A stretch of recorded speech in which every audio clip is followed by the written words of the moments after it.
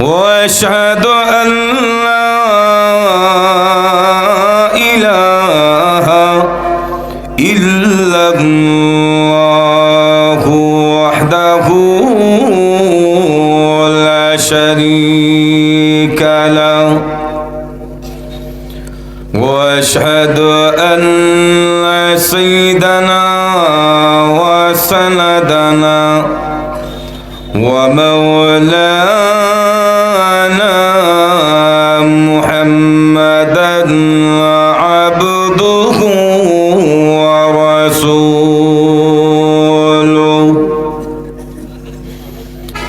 الذي أرسل إلى العرب والعجم والمشرق والمغرب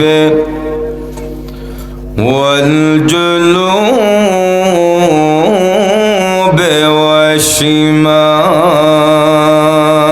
والشمال بشيرا ونذيرا وداعيا إلى الله بإذنه وسراجا وقمرا منيرا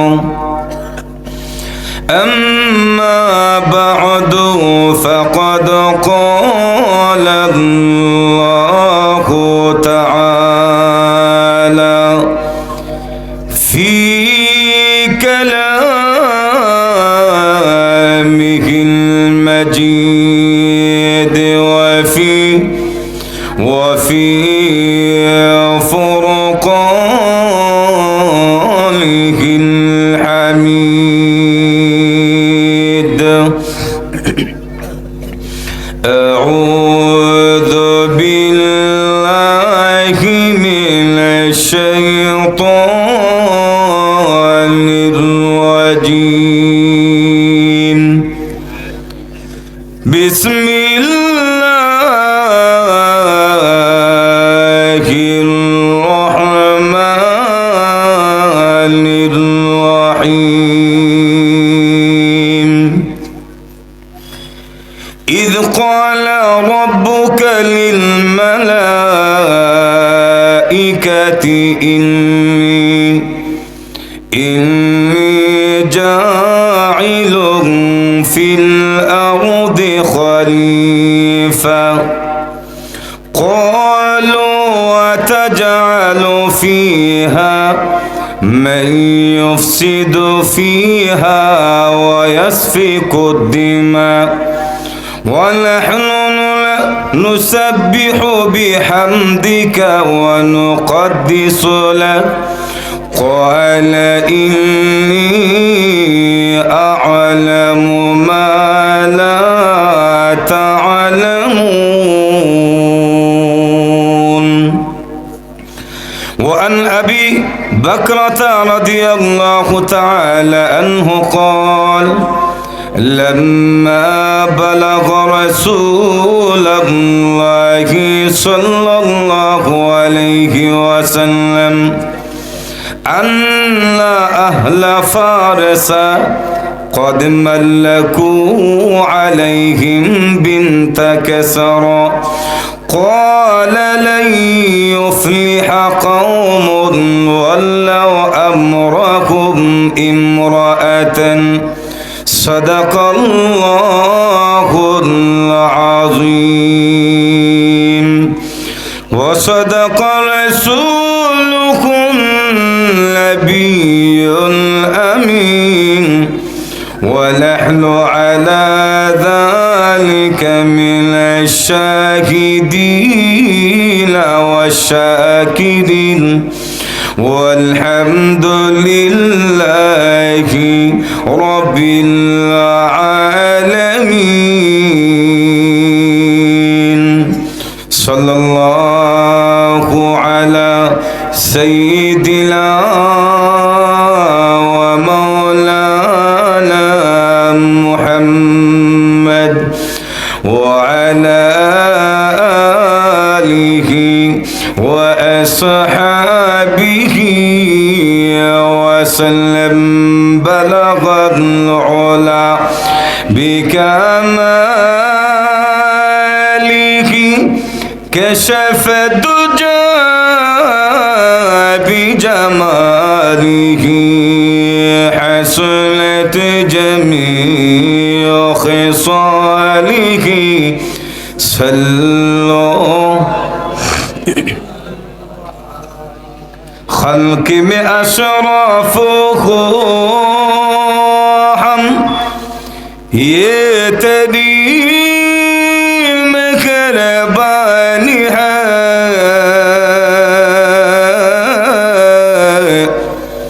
उम्मती मुहम्मदी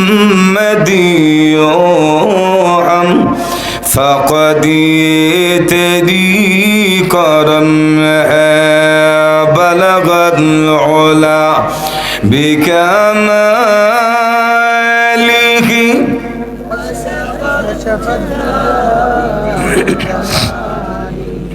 हसनत जमीअ खिसालिही মানুষ শুনে যে আওয়াজ হচ্ছে না, আমাদেরকে শক্তি কে দিয়েছেন? একটু জোরে বলেন। আল্লাহর তো শক্তি ওনার নবীর উপর খরচ করতে আপত্তি আছে? তো একবারে ফুলটি মুরগার মতো লড়েন না, প্রাণ কুলি হৃদয়ের গভীর থেকে সিংহের মতো গর্জন দিয়ে মহাব্বতে বলেন বালাগাত উলা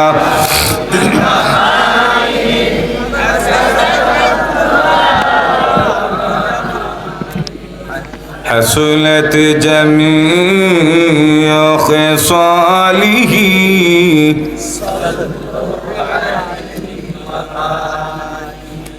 رکھ میری مسکن حوالی کعبہ بنے میری مدفن دیار مدینہ بلغت العلا بکمالہ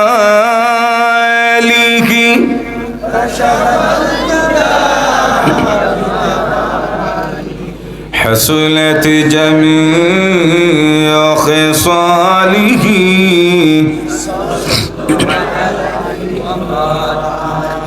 مدینہ کی ہوا سے جنتی بو آتی ہے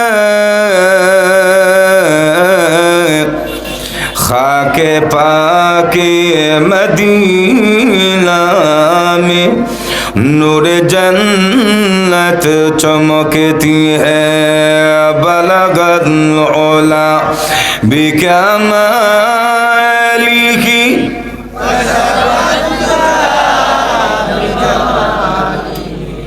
حسنت جمیع خصالہ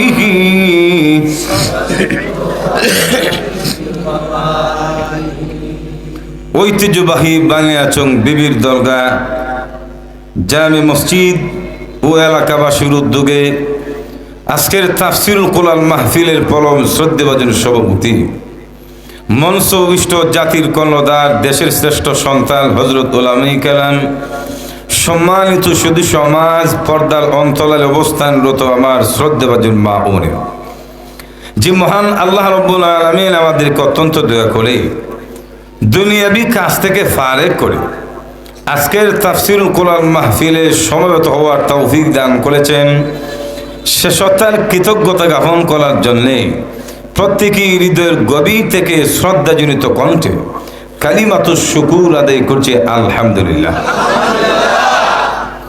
আমি আপনাদের সামনে মহান আল্লাহ রাব্বুল আলামিনের শিবানী পবিত্র কোরআনুল কারীম থেকে সূরাতুল বাকারার একটা আয়াতে কারিমা এবং বিশ্ব মানবতার মুক্তির দূত ইমামুল মুরসালিন খাতামুন নবীন মুহাম্মদ আরবি সাল্লাল্লাহু আলাইহি ওয়াসাল্লাম অসংখ্য গণিত হাদিস থেকে একানা হাদিস তেলাওয়াত করেছি।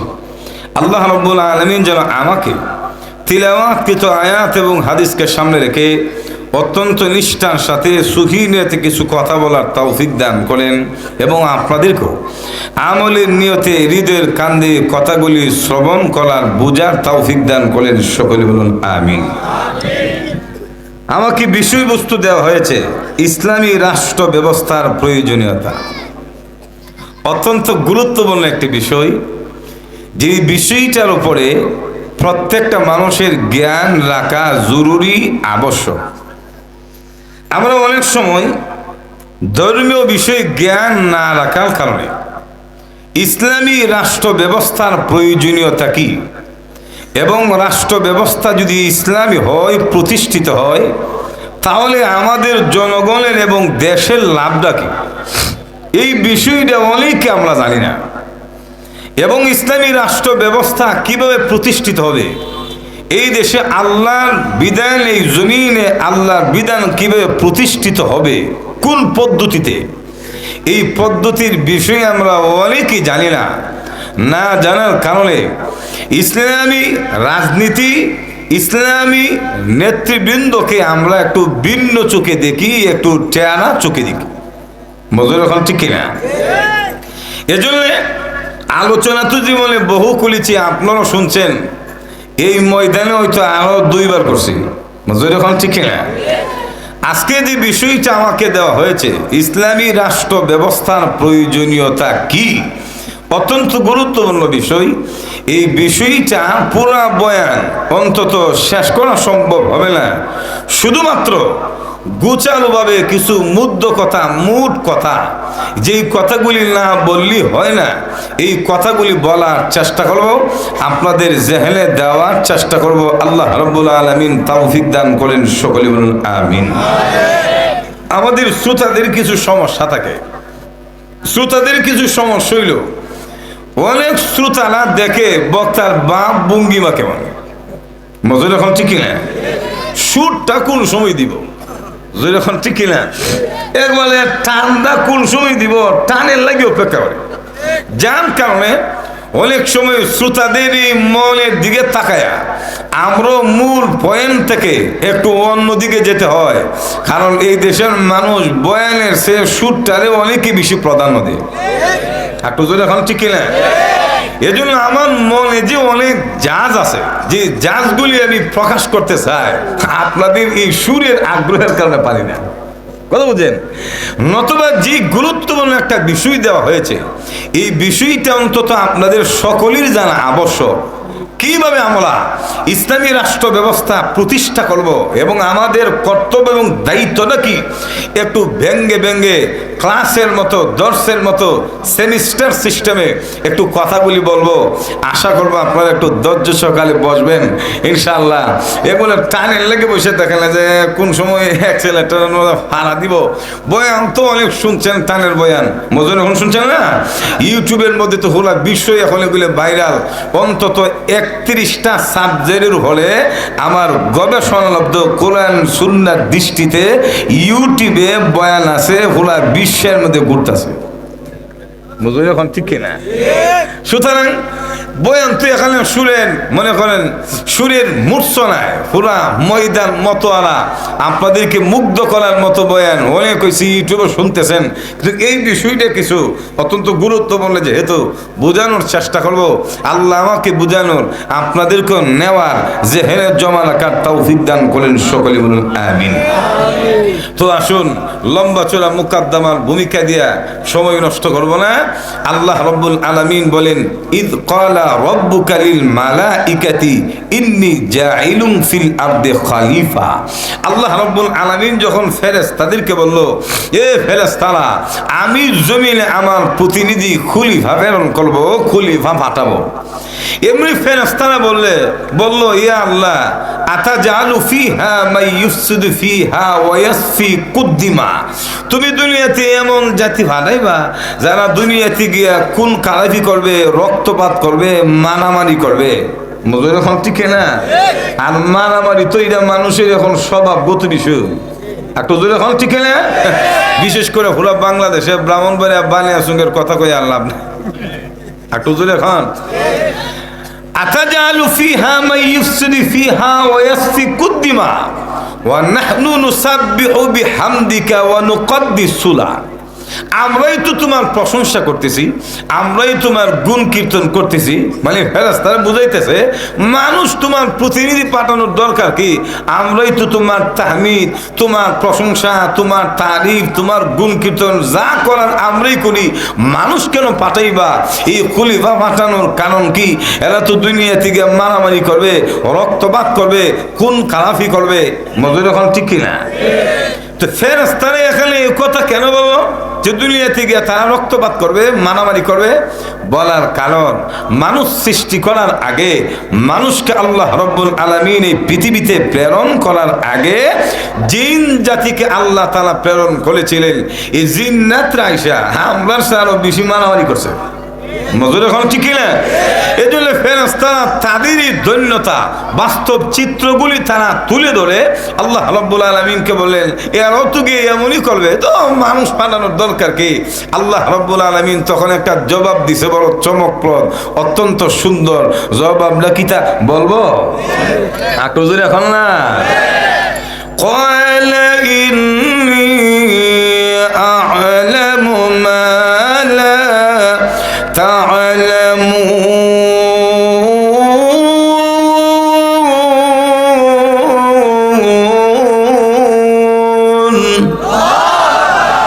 আল্লাহকে ফেরেশতারা তোমরা যে অভিযোগ আনছো, শোনো, ইন্নী আলামু মা লা তা'লামুন, আমি যা জানি তোমরা তা।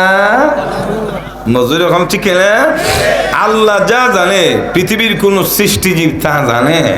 আরো জোরে মানে, কারণ আল্লাহ তো জানে মানুষের মধ্যে, আমার খলিফার মধ্যে সবাই খারাপ হবে না। মজুর এখন ঠিক না?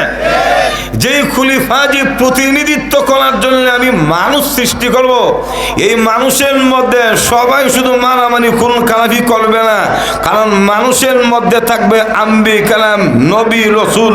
যেরকম ঠিক না? আরো জোরে বলেন। একবারে আদম আলাইহিস সালাম থেকে নিয়ে আখির নবী পর্যন্ত মুহাম্মদুর রাসূলুল্লাহ সাল্লাল্লাহু আলাইহি ওয়াসাল্লাম কোন নবী রাসূলই তো মারামারি করছে না। মধুর এখন ঠিক না? ফিতনা ফাসাদি ছিল না, সংগ্রামে ছিল না। শুধু যদি কোনো সময় করে আল্লাহর দ্বীন প্রতিষ্ঠা করার জন্য জিহাদ করেছেন, কিন্তু মানুষ যে রক্তপাত করে অন্যায়ভাবে, এমন কোনো অন্যায় কাজে, শরীয়ত গর্হিত কাজে কোন নবী রাসূল জড়িত ছিল না। এজন্যই তো আমরা বলি আহলে সুন্নাত ওয়াল জামাতের আকীদা এবং বিশ্বাস আদম নবী থেকে নিয়ে আখির নবী পর্যন্ত সমস্ত নবী রাসূল মাসুম, নিষ্পাপ, তাদের কোনো গুনাহ নাই, থাকতে পারে না। এখন ঠিক কিনা? নাকি আপনাদের কোনো সন্দেহ আছে? যদি কেউ এমন ধারণা পোষণ করে যে নবীদের গুনাহ আছে, এরা আহলে সুন্নাত ওয়াল জামাত থেকে খারিজ, এটা বন্ধ গুমরা কথা বলেন, ঠিক কিনা? তো যাক, ফেরেশতারা যখন বলছে যে মারামারি করবো, আল্লাহ কো ইন্নী আলামু মা লা তা'লামুন, আমি যা জানি তোমরা তা জানো না। কারণ মানুষের মধ্যে নবী থাকবে, সাহাবী থাকবে, মজুর এখন ঠিক না? এর পরের যুগে আইম্মে কেরাম থাকবে, আইম্মে মুজতাহিদিন, তাবিঈন, তাবে তাবিঈন, যখন ঠিক না? মানুষের মধ্যে থাকবে শাইখুল হাদিস আল্লামা আজিজুল হক, জোরে বলেন ঠিক না? মানুষের মধ্যে থাকবে শাইখে চরমোলাই, কথা বলেন ঠিক না? মানুষের মধ্যে থাকবে জুনেদ বাবনগরী, আল্লামা আহমদ শফী, মানুষের মধ্যে থাকবে ফখরে বাঙ্গাল, রইসুল মুফাসসিরিন বল হুজুর, শাইখে হবিগঞ্জি, শাইখে বালিয়া, শাইখে কাতিয়া, শাইখে কলিয়া, শাইখে বায়ামপুরি, শাইখে বাগা, শাইখে নুরুদ্দিন গহরপুরি, শাইখে বল্লভী, শাইখে দিগলবাগি, আল্লামা জুবায়ের আহমদ আনসারী, কথা বলেন ঠিক কিনা?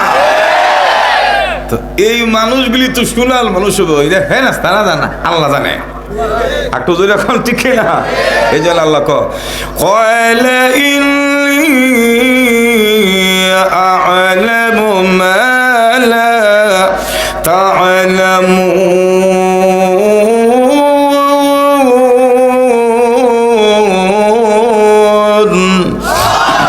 এ ফেরেশতারা, আমি যা জানি তোমরা তা জানো না।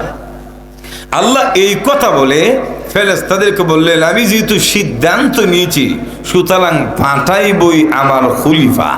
যখন ঠিক না? তো আল্লাহ যে বললেন খলিফা পাঠাইব, খলিফা মানে কি, খলিফা কাকে বলে? আমরা শুরু সময় দেখতাম গ্রামগঞ্জে লাঠি খেলা হইতো। লাঠি খেলা দেখেন না?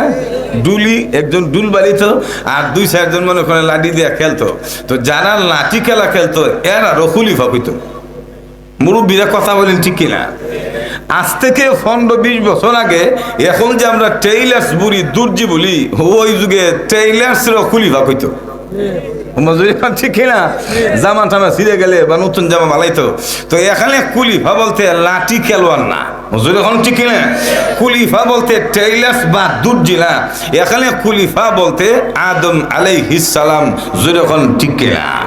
আরো জোরে বলেন ঠিক কিনা? আল্লাহ রাব্বুল আলামিন বলেন ইন্নী জাইলুম ফিল আরদি খলিফা, আমি আল্লাহ এই জমিনে খলিফা, আমার প্রতিনিধিত্ব করার জন্য আমার প্রতিনিধি খলিফা পাঠাইব। এই খলিফা বলতে আদম আলাইহিস সালাম। তো আল্লাহ আদমকে খলিফা হিসেবে কেন পাঠাইলেন, তার দায়িত্বটা কি?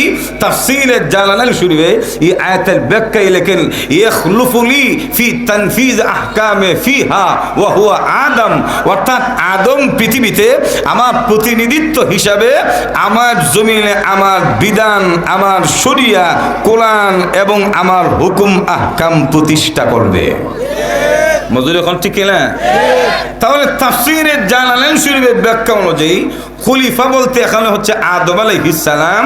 আর আদম আলাইহিস সালামের দায়িত্ব হলো আল্লাহর জমিন, আল্লাহর বিধান, ইসলামী রাষ্ট্র ব্যবস্থা প্রতিষ্ঠা করা। কথা বলেন ঠিক কিনা? এখানে যদিও আদম বুঝাইছেন, কিন্তু অন্য আয়াতে আল্লাহ রাব্বুল আলামিন সমস্ত মানুষকে খলিফা বলছেন। সুবহানাল্লাহ বলেন। হুয়াল্লাযী জাআলাকুম খালাইফা ফিল আরদি, ওই সত্তা যিনি তোমাদেরকে জমিনের মধ্যে খলিফা বানিয়েছেন। তাহলে এখানে তোমাদেরকে বলার দ্বারা বোঝা যায়, তাফসীরগারগণ উল্লেখ করেছেন খলিফা শুধু আদম আলাইহিস সালাম না, আদম নবী থেকে নিয়ে যত মানুষ পৃথিবীতে আসবে সকল মানুষই, সকল মুমিন মুসলমানই হচ্ছে আল্লাহর খলিফা। একটু জোরে খান। তো আদম নবীর যেই দায়িত্ব, সন্তান হিসেবে আমরারও সেই দায়িত্ব। একটু জোরে খান ঠিক না? আরো জোরে বলেন। তো আমরা দায়িত্বটা কি? আল্লাহর জমিনে আল্লাহর বিধান, আল্লাহর দ্বীন প্রতিষ্ঠা করা, ইসলামী রাষ্ট্র ব্যবস্থা প্রতিষ্ঠা করা। একটু জোরে বলেন ঠিক কিনা? আর একটু সহজে বোঝার জন্য বলি, আল্লাহর জমিনে যেহেতু আল্লাহ দিন প্রতিষ্ঠা করা আমাদের দায়িত্ব, এই জন্যই আল্লাহ দুনিয়াতে পাঠাইছে।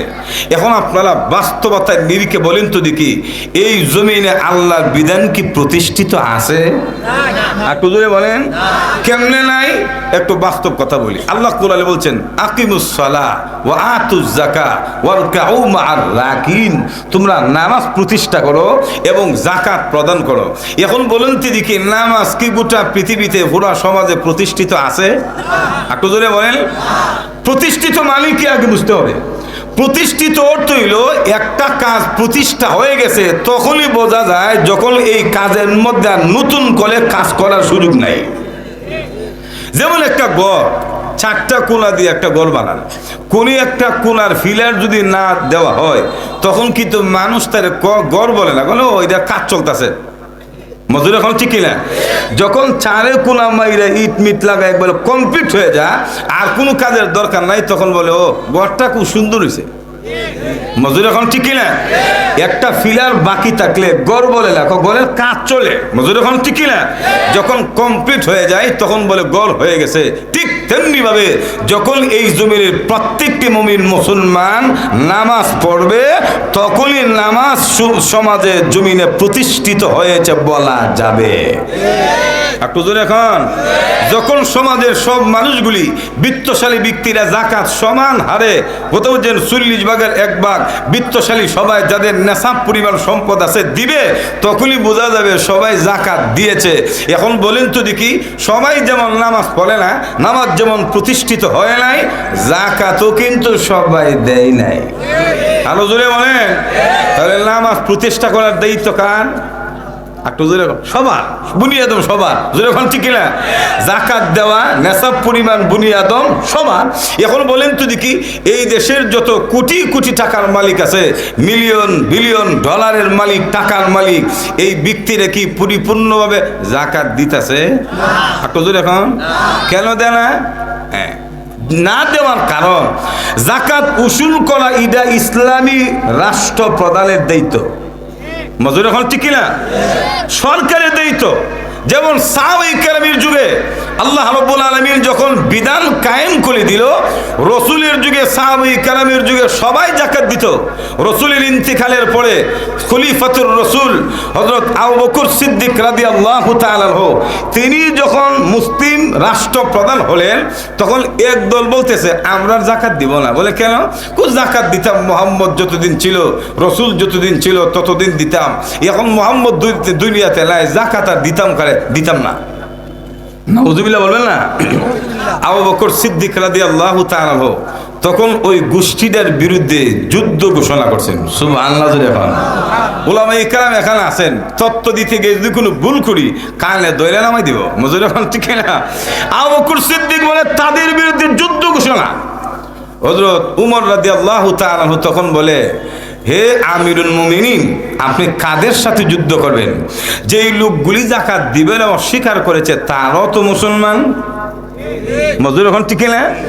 তখন আবু বকর সিদ্দিক নরম মানুষ বলে যে আমি আবু বকর পৃথিবীতে বেঁচে থাকতে আল্লাহর একটা গুরুত্বপূর্ণ বিধান তারা অস্বীকার করবে, দিবে না, আমি আবু বকর মুখ বন্ধ করে বসে থাকবো, তা হইতে পারে না। আরো জোরে এখন ঠিক না? আজকে যদি আবু বকরের মতো ইসলামী স্টেট বাংলাদেশ হতো, কোরআন সুন্নাহ বিরোধী কথা বলে একটা মুরতাদ নাস্তিক জান বাঁচাইতে পারত না। কথা বলেন ঠিক কিনা?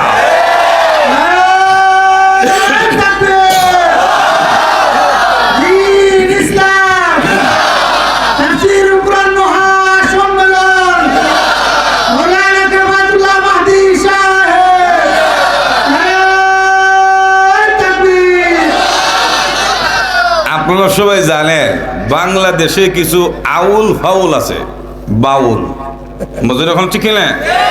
সিঙ্গারে যে মানিকগঞ্জের মধ্যে কুদাদ্রোহী এমন কিছু কথা বলছে যাদের প্রতিবাদ করেছে তৌহিদি জনতা। যখন ঠিক না? এদের বক্তব্য অনুযায়ী এমন কুশ্রী দূষিত শব্দ চয়ন করেছে, এরা ডাইরেক্ট মুরতাদ।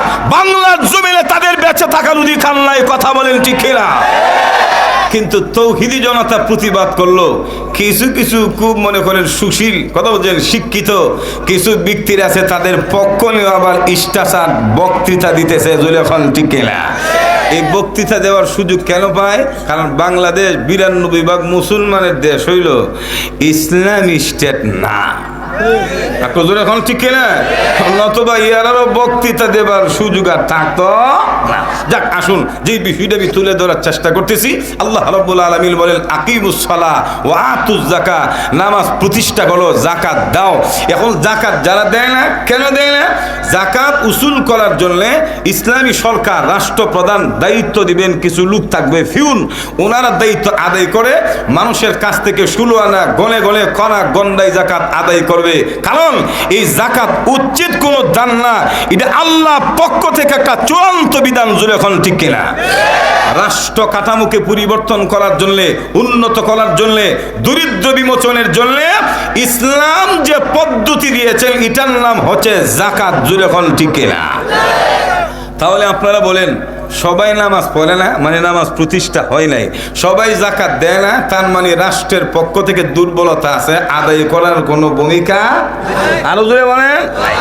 দুইটার কথা বললাম। এখন একটু গুরুত্বপূর্ণ বিষয়, এমনি ভাবে আল্লাহ রাব্বুল আলামিনের বিধান অনুযায়ী ইসলামী বিচার ব্যবস্থার জন্য তিনটা ইসলামী বিচার ব্যবস্থা হইল 3 প্রকার। একটা হইল হুদুদ, দ্বিতীয় নম্বর হলো কেসাস, 3 নম্বর হলো তাজির। আমি শুধু আপনাদেরকে পয়েন্টটা বুঝাই আনতেছি, যখন আপনারা শিরোনামগুলি বুঝবেন পরবর্তীতে আলোচনা আপনাদের বুঝাইতে আপনাদের বুঝতে সুবিধা হবে। আচ্ছা বলেন ইসলামী বিচার কয় ধরনের? 1 নম্বর হচ্ছে হুদুদ, 2 নম্বর হচ্ছে কেসাস, 3 নম্বর হচ্ছে কি? তাজির। হুদুদ মানে কি? নির্দিষ্ট সীমানা, অর্থাৎ কোরআন মাজিদের মধ্যে আল্লাহ প্রদত্ত কিছু অপরাধের কি বিচার হবে, এই বিচার ব্যবস্থা আল্লাহ তাআলা 5টা অপরাধের জন্য 5 ভাবে আল্লাহ বিচার ব্যবস্থা নির্দিষ্ট করে দিয়েছেন। এই হইল হুদুদ। এই 5টা বিচার কি? 1 নাম্বার হলো ডাকাতি করা, 2 নাম্বার হচ্ছে চুরি করা, 3 নাম্বার হচ্ছে জেনা করা, 4 নাম্বার হচ্ছে মিথ্যা তহমত দেওয়া, 5 নাম্বার হচ্ছে মদ পান করা। আমাদের দেশে ডাকাত আছে না নাই? কথা বলেন, আছে না নাই? ডাকাতের বিচার কিভাবে হবে? আল্লাহ রাব্বুল আলামিন কোরআন শরীফে বলে দিয়েছেন। সুর আছে না নাই? চুরির বিচার কিভাবে হবে? হাত কেটে আল্লাহ তাআলা কোরআনে বলে দিয়েছেন।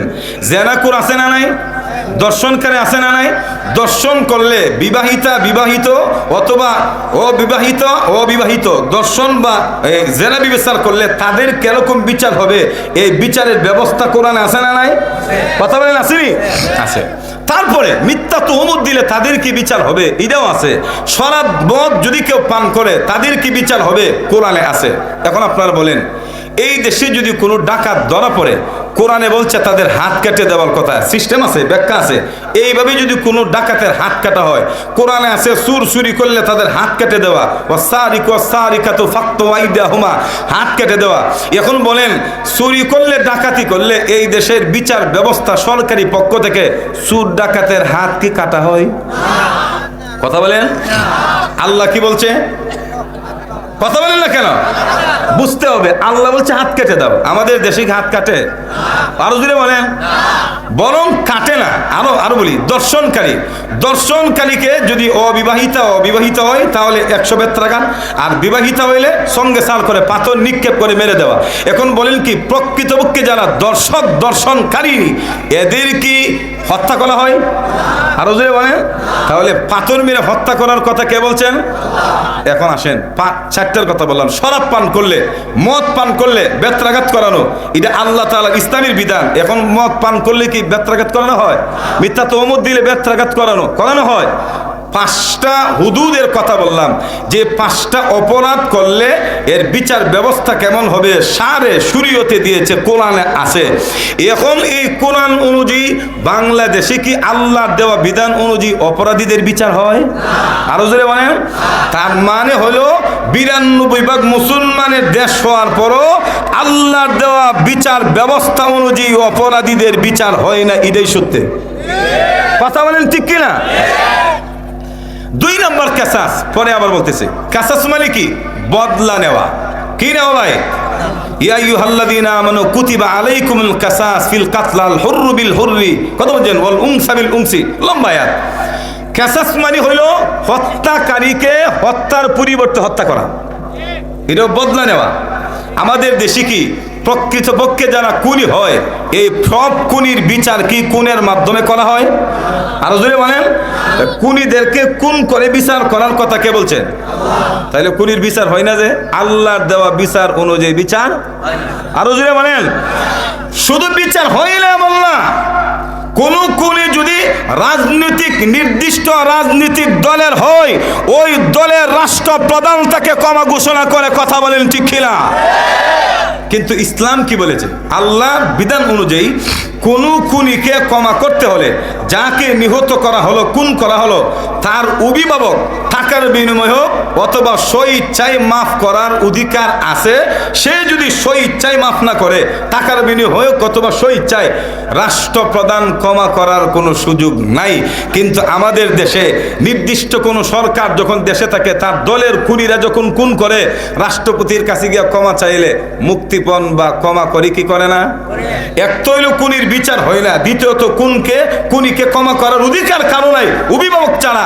রাষ্ট্রপ্রধানও বিচার না করে ক্ষমা করে দেয়। তার মানে হইল চুরির উপরে আবার সিনাজুরি। কথা বলেন ঠিক কিনা? হুদুদের ক্ষেত্রে আল্লাহর বিধান অনুযায়ী বিচার হইল না। কাসাসের ক্ষেত্রে হত্যার পরিবর্তে হত্যা করাটা, এটা আল্লাহর বিধান অনুযায়ী বিচার হইল না। পাঁচটার কথা বলছি হুদুদ, কেসাস হইল একটা, আর নামাজের কথা বললাম রোজার। সংক্ষিপ্ত পরিসরে বলেন, এই যে 7টা পয়েন্ট নিয়ে আমি 8টা পয়েন্ট নিয়ে কথা বললাম, এগুলি হলো আল্লাহ প্রদত্ত বিচার ব্যবস্থা। এই অপরাধ করলে এভাবে বিচার করতে হবে।